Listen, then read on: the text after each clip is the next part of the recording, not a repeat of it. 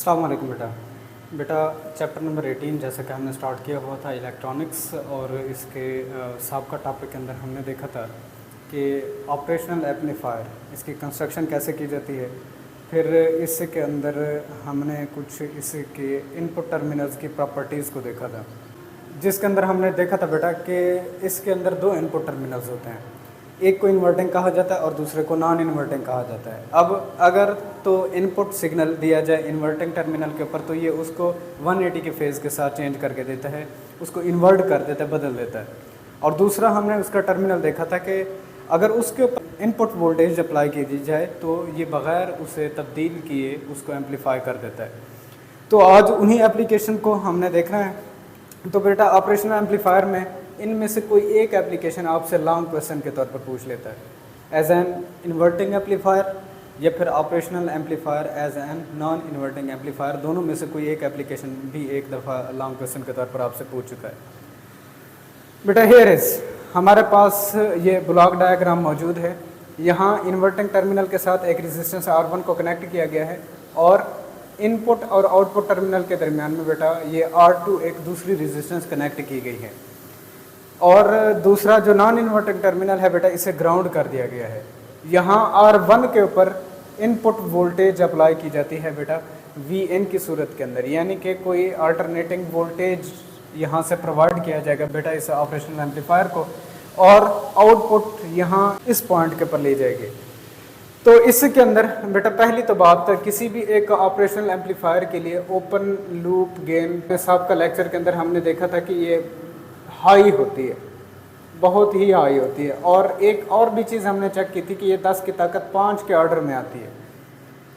अब अगर इतनी ओपन लूप गेन हाई हो तो इस केस के अंदर या तो इसका आउट V0 प्लस VCC के बराबर होगा या फिर इसका V0 बेटा माइनस VCC के बराबर होगा।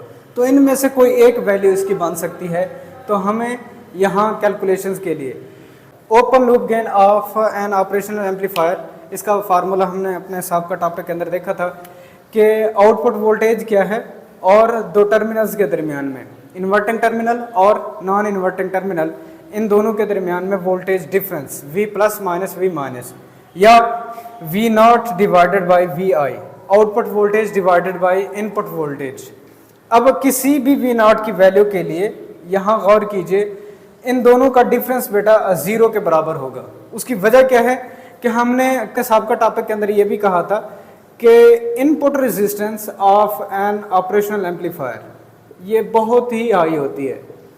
इनपुट रेजिस्टेंस बेटा क्या होती है, बहुत हाई होती है। और आइडियल केस के अंदर हमने क्या कहा था कि इन्फिनाइट रेजिस्टेंस होती है बेटा, इन्फिनाइट रेजिस्टेंस होती है।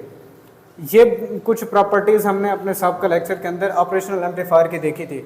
अगर इन्फिनाइट रेजिस्टेंस हो जाए तो V बराबर है IR, इन्फिनाइट रेजिस्टेंस बन जाए तो बेटा वोल्टेज डिफरेंस वो 0 को अप्रोच करता है। यहाँ से इसीलिए ये 0 लिखा गया है। अब V प्लस बराबर होगा V माइनस, मतलब कि दोनों जो टर्मिनल्स हैं इनके वोल्टेजेस आपस में बराबर होंगे। अब हमने V प्लस को यहाँ पर देखें बेटा V प्लस आ रहा होगा, इसको ग्राउंड किया हुआ है तो इसका मतलब V माइनस भी वर्चुअली ग्राउंड हो जाएगा। ये बात भी बेटा जहन में रखिएगा। V प्लस अगर ये ग्राउंडेड है तो इसका मतलब V माइनस भी ग्राउंडेड हो जाएगा।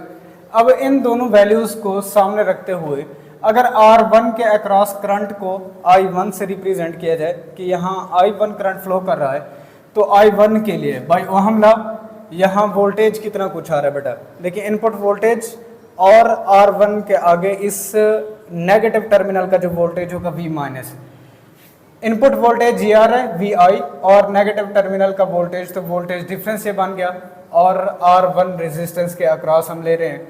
यहाँ से गौर कीजिए V माइनस बेटा चूंकि वर्चुअली ग्राउंड है 0 को अप्रोच करेगा तो इसकी टर्म को 0 कर देंगे तो VI डिवाइडेड बाई R1 यहाँ से रिमेनिंग रहेगा।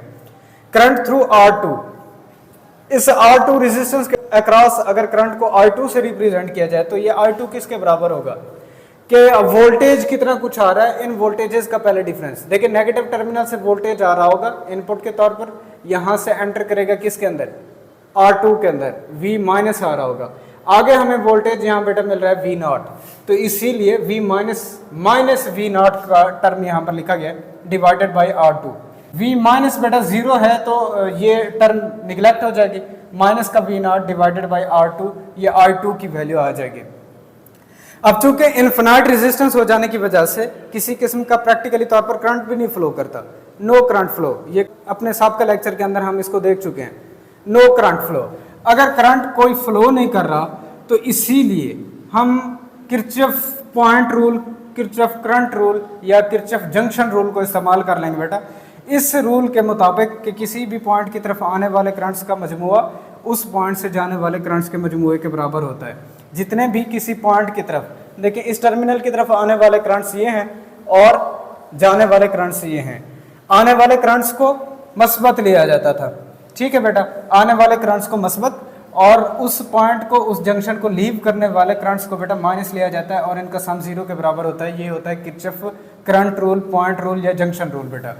अब इनसे रिलेशन को सेट कर लें, I1 बराबर हो जाएगा I2 के। I1 अगर I2 के बराबर है तो इनकी वैल्यूज हमारे पास मौजूद है।